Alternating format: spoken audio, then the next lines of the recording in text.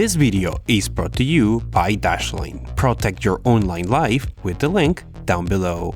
Here's what happened. Phone brand Nubia, a sub-brand of CTE, is releasing a pair of phones on international markets this week. Somehow, as part of the launch, they contacted me to be among the reviewers getting samples. I know, right? And I thought, cool, since both phones they're releasing have very similar price points but very different target consumers, I thought it a great opportunity to go more in depth in a practical way on a conversation I started with Martin from Tech Altar on the way phone makers are experimenting on weird ways to differentiate. Problem is, one of the phones was lost in the mail or something? Point is, I won't be getting it before launch as planned, but I still had a pretty weird and interesting device on my hands, a next generation affordable gaming phone. So I decided to ask you, dear viewers, what questions would you make to someone with a brand new gaming phone? Boy did you deliver! On this video, we will answer or discuss those questions. Also, say hello to Victor, who is helping me record this long video. Say hi, Victor. Let's begin with the best one. What the heck is a gaming phone anyway? So competition in the Android phone space is having some weird effects on the market. There are so many companies selling smartphones now that it is hard to track even the medium and bigger ones, and since at this point even the most basic phones, including the ultra cheap ones, are pretty good in fulfilling basic needs for messaging and content consumption, companies are getting pretty freaking wild and trying to differentiate, throwing every gimmicky idea they can think of while still maintaining a format that is familiar enough not to be alienating. As mobile gaming continues its meteoric rise, the market went from purely aiming at casual players bored in the bus to a middle class of serious mobile gamers that now even have mobile-focused esport leagues. Since this phenomenon has mainly been happening in Asia and developing countries, gamers in the US, Europe and other developed countries might still be adjusting to this weird new gaming world. I am sure there will be enough comments at this point accusing me of blasphemy for pointing out that there are esport leagues for mobile games, but marketeers and salesmen, those, my friend, never start looking around for trends that they can sell with. Seeing an opportunity, gaming brands and phone brands started experimenting with gaming-specific phones, and what initially seemed like the mother of all marketing gimmicks transformed into something that apparently is selling enough because we're 3 generations deep on gaming-specific phones now. Razer has released 2 gaming phones, the creatively named Razer Phone 1 and 2. Asus has released 2 phones under their Republic of Gamer brands, the ROG Phone and their ROG Phone 2. Yeah, everyone is losing creativity with these things. Xiaomi finally comes up with a name for their Black Shark and Black Shark 2, and Nubia released their first Red Magic, which I own and did some content about, and that I use almost every day. Since then, Nubia released the Red Magic Mars, Red Magic 3, and now the Red Magic 3S that should be coming out outside of Asia this week, and that new phone is the one that I will be using for this video. It competes with other gaming phones, positioning itself in the more affordable tier of gaming devices. Maybe that's why I got sent one? Next question, and by far the most popular one. No, for real, what makes it gaming? What features distinguish it from just a regular high-spec phone? So in theory, a phone that is centered around gaming on its most basic form, and I mean the most basic stuff, I will get to the special features later, is supposed to prioritize things like a powerful SoC, usually the latest, most powerful Snapdragon, larger than average RAM and memory, larger than average battery, and a decent quality high refresh screen. On that front, I see what they were going for the Red Magic 3S. It is sporting the very recent Qualcomm Snapdragon 855 Plus, which is basically an 855 with higher clocks, and the same chip inside the Black Shark 2 and the Asus ROG Phone 2. The version that I have here has 8 gigs of RAM, 120 gigs of storage, but this can be found with up to 12 gigs of RAM and 256 gigs of storage, and I just want to stop for a second to reflect on the fact that officially now, there are phones out there with more RAM than my laptop and my PC. What is my life? It has a 5000 mAh battery with fast charge support, which is very good, larger than a OnePlus 7 Pro, a Pixel 4 XL or a Note 10 Plus. The screen is a 6.65-inch AMOLED high-resolution display with a refresh rate of 90 Hz. Most phones use 60Hz, and the higher refresh rate does mean a higher level of fluidity. In theory, I could talk about how that puts it a leg over the cheaper Black Shark 2 that only does 60Hz, but not as high as the expensive RG phone with its insane 120Hz. But if you're scratching your head wondering what is the point of that when Android games rarely support 60fps and are often locked to 30fps, congratulations, you saw the obvious problem that I will be discussing later on this video. I will get to that. Another feature which can be found on other phones but is still nice to have is stereo front-facing speakers, which allow enjoying the audio of any games without headphones. However, many of your questions correctly zero in on the fact that besides the refresh rate, things like AMOLED screens, powerful SoCs, and a lot of storage are stuff that are also found on expensive flagship devices. So why should anyone care about a gaming phone over those? The answer is supposed to be better than average cooling, gamer aesthetics, some extra physical buttons for games, and gaming-specific OS features. Now the real answer is what I was planning to do on my original video, since the second phone Nubia is releasing this week is very similar in specs and price, but it is not focused on gaming, so that analysis should raise some interesting questions. If that phone is ever found, you will see that video, but in the meantime, let's dig into this one to see what comes out. Cooling is one that 100 people asked about. And it makes sense. In phones, performance is usually not a matter of pure specs, but how well the phone can sustain certain clocks before overheating. This has been one of the few features that gaming phones have consistently boasted over regular flagships, as they take extra steps to make sure that the phones have better cooling, and therefore can use the SoC to its maximum power. The older Red Magic one boasted about this, and while measuring thermal throttling accurately is notoriously difficult, I did feel it managed to keep cool even in long play sessions. The Red Magic 3S takes this and goes the mile by incorporating active cooling. Oh yes, phones are getting weird. Inside this phone there's a tiny fan that fires up to keep the phone cool during the heaviest moments. I remember reading this on the back of the box and being very surprised. I had never seen a phone with active cooling before, and I was initially expecting this to be bulkier or heavier. But not really. The Red Magic is as thin as any regular phone while still sneaking in an intake and outtake band, and that usually works really well, keeping the phone significantly cooler. I have no idea how they pulled this off, but this is one of my favorite weird cool things about this device. Okay, so fine, I guess I have to talk about the aesthetics. You know the type. At some point we picked up this association of gaming with a certain visual identity. I personally have opinions about the whole thing and have a preference for simpler, more elegant designs, something that the original Red Magic was fantastic in delivering. Just like everything else, the Red Magic 3S pushes it all the way to the top with this very industrial looking design that some people will probably love and others, well, it definitely has a lot of personality.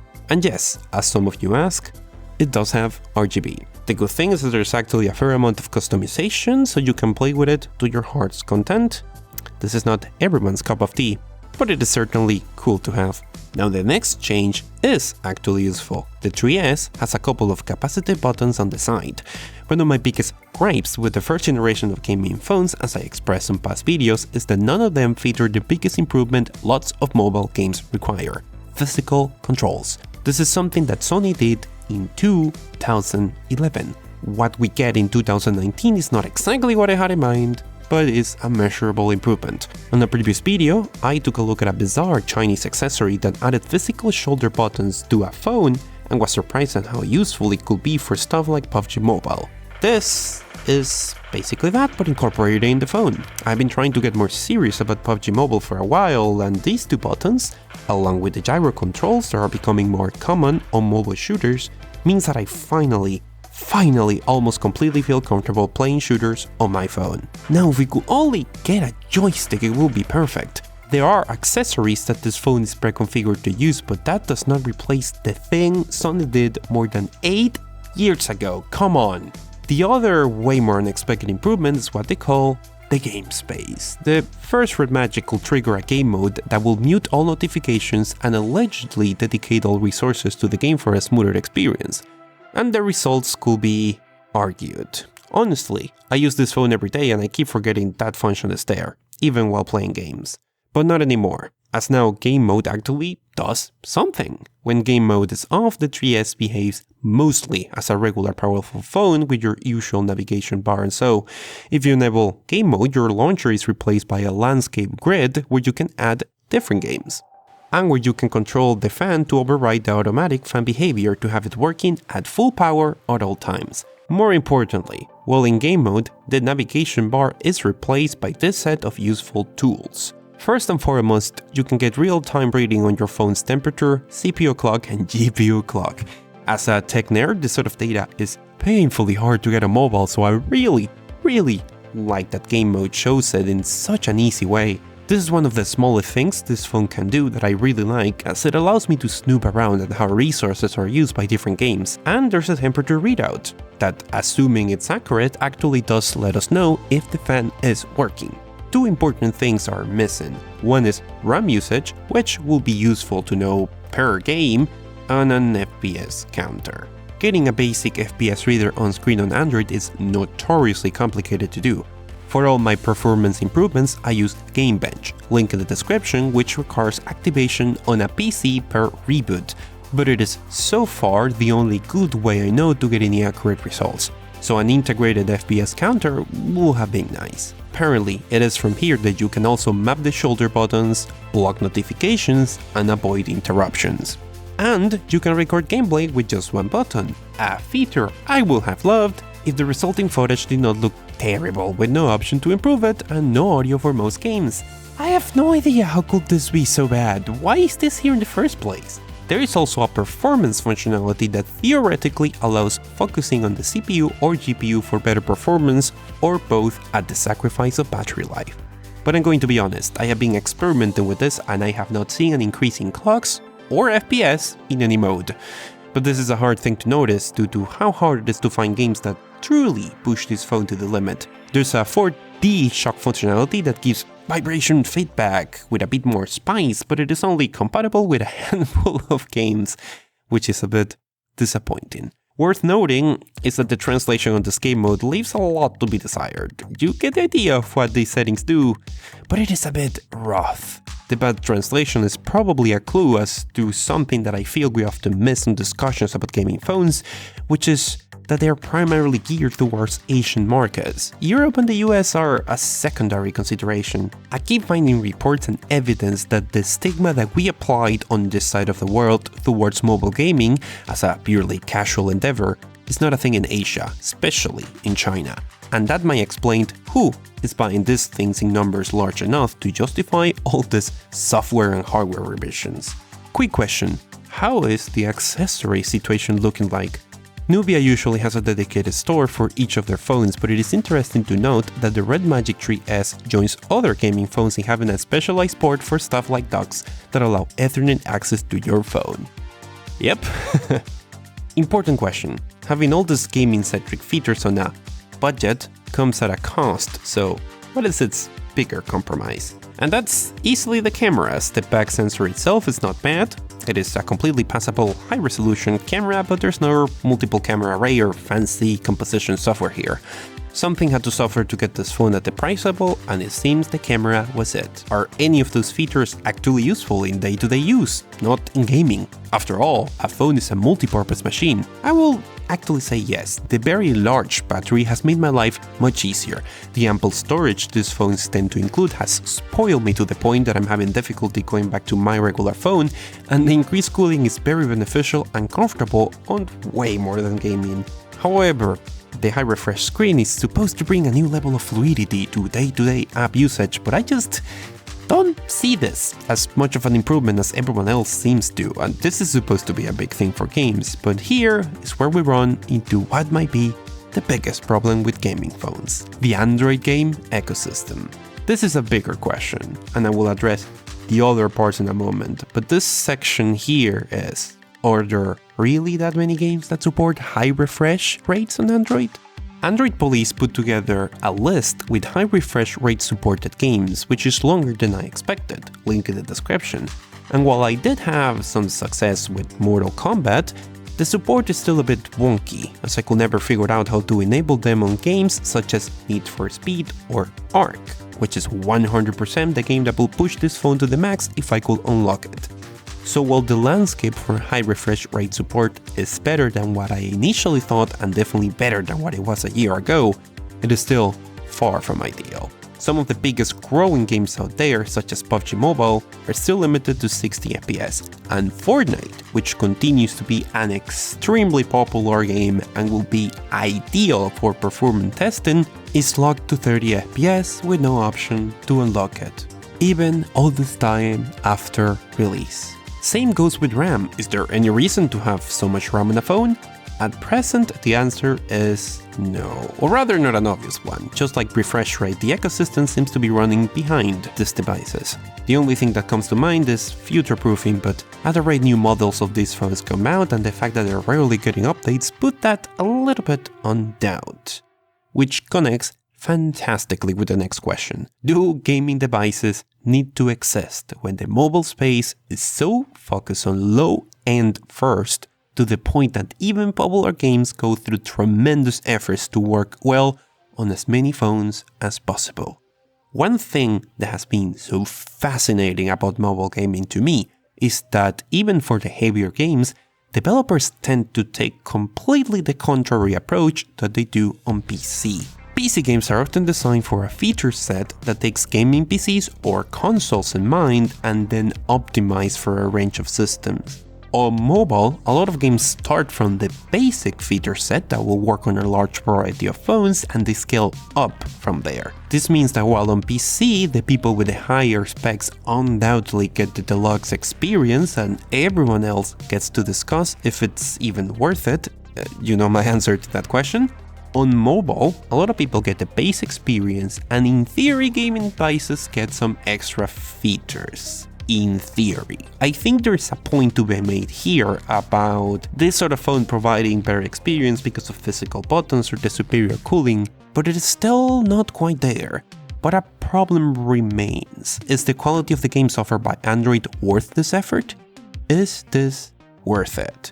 Or as this question put it, what does the future look for mobile gaming? Is there a future at all? So the way Android games tend to be built, bottoms up in terms of spec requirements, is likely an artifact of the dominance of the free-to-play system. Oh yes, the extreme and painful system that forces you to grind or to pay for an ounce of fun. The way free-to-play games work require a large player base, so the economic incentive is for developers to have the game run on as many phones as possible.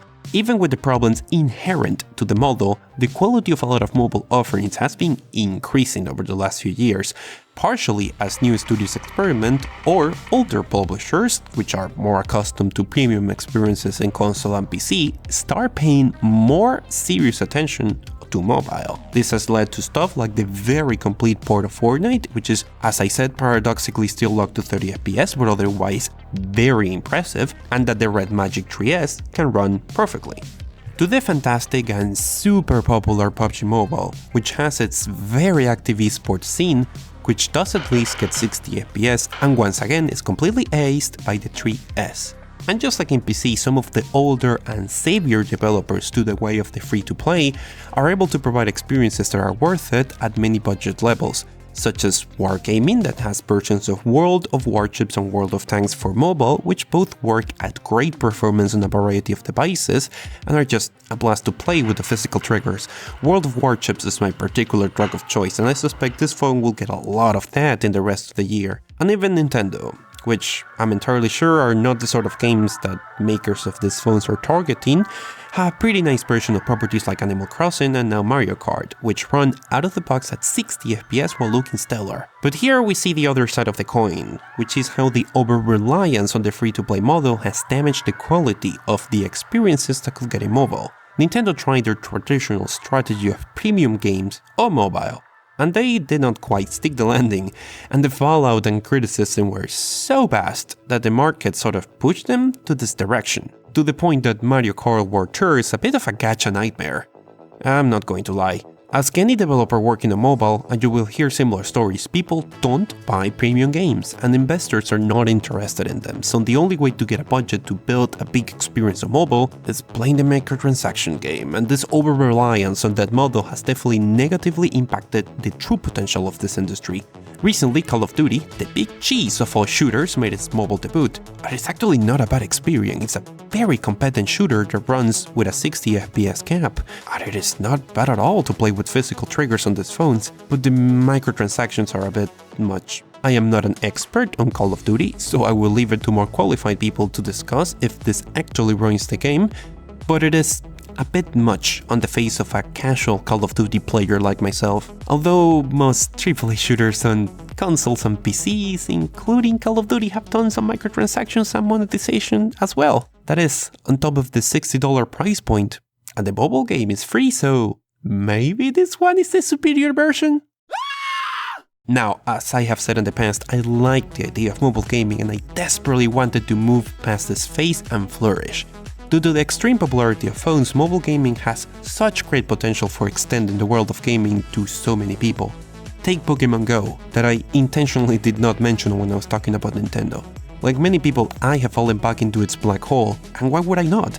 It's a terrific game to play with games. The microtransactions are actually not obtrusive to the point that the basic free gameplay loop is very enjoyable. And since now I'm part of a Telegram group used to coordinate raids with absolute strangers for legendary Pokemon, I have met so many people who have not played games before that now pursue this game with a ferocity that puts some of my WoW friends to shame. When done well, mobile gaming has tremendous potential for community building and passionate new players. It is worth mentioning that many people did start seeing a light at the end of the tunnel regarding the over-reliance on the free-to-play model from, of all places, Apple, when they announced a subscription service for a set of curated high-quality games, including some stuff that I properly wish I could borrow an iPhone to play. So many people hoped Google will copy the shit out of that idea so we could get the ball rolling on more complex games, and they did not leave us waiting.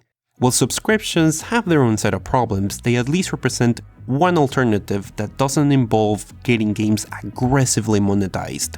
And this is my biggest hope for the future of mobile gaming. And that leads ultimately to the mother of all questions. Is this phone worth the price? On its current price, the Red Magic 3S finds itself in an interesting position. It is not a cheap device, but its screen, SoC, memory, etc. are all on the levels of the most expensive flagships out there, and it even stands next to some of the super value phones out there. At the end of the day, you should ask, is stuff like a larger battery life and active cooling worth a non-impressive camera? Do games like Fortnite, PUBG Mobile, World of Warships entice you? Or the growing number of older games being ported to mobile? Do you have positive expectations on what subscription services can do for mobile? Ultimately, the answer lies with you. I am, for sure, considering using this phone as a daily runner from now on, so if there's one thing I can say is that I'm very surprised on the evolution there has been since the last Red Magic I tried, and how, even if slowly, I am starting to see features that can finally add gaming value to these devices. I just wish it was a bit more polished. The weird translation issues on the interface did leave a bit of a weird feeling considering the price of the phone, and while the whole game mode thing has been greatly improved, I still do not understand why the boost modes seem to do nothing or how the screen recorder is so bad. Now, while I requested your questions and you guys absolutely delivered, I tried strategically picking the more common ones so I could cover the most ground, with one exception. Many of you wanted to know about how it did on emulators. Well, there's very little on how these phones are marketed or packaged that suggests that this is anything but a secondary use case that is actually possibly a way to push the phone's resources to the max. But as you have probably noticed, the length I had planned for this video got completely out of control, so I might have to leave that for another video depending on how much demand there is for it. In the comment section you will see a comment by me regarding this topic. If you want to see that video in the future, give it a thumbs up, that way I can get a measurement of your interest. And since I will be making this my personal phone, likely, I'm going to need to go through the grueling process of copying over all my accounts. But since I wanted to make it convenient while also being secure and avoiding easy to hack passwords, the very first thing I installed on this phone was Dashlane, this video sponsor. Dashlane is a security suite that combines several functionalities in one software. The first is that it helps generate unique safe passwords for all your accounts and helps autofill and keep track of them on desktop and mobile, while saving them on encrypted storage of which you are the only owner of the master password. So, Even if your storage somehow leaks, your passwords are still safe. They also have a VPN, which you can again use on desktop and mobile to secure your communications on public Wi-Fi or make sure websites and malicious internet providers cannot track or get sensitive personal data. It can also be used to access region log content, as I did for PUBG Mobile Lite. And they have a leak alert system that tells you when any of your accounts have been part of a major hack, and they tell you if your password is already secure or in need of changing. It will often fire a notification the moment a leak is reported to warn you to change your password immediately, something that has saved me from several major password leaks already. I use Dashlane every day, and it has been a major contributor to making my life calmer. And at less than $4 a month, it is well worth it. And if you go to dashlane.com/Lowspecgamer, you get 30 days of free trial so you can verify all of this yourself. And if you use the code Lowspecgamer, you get 10% off your annual subscription. The code is how they know you came from here, so please use the code. Thank you to them for sponsoring this video, and you for watching.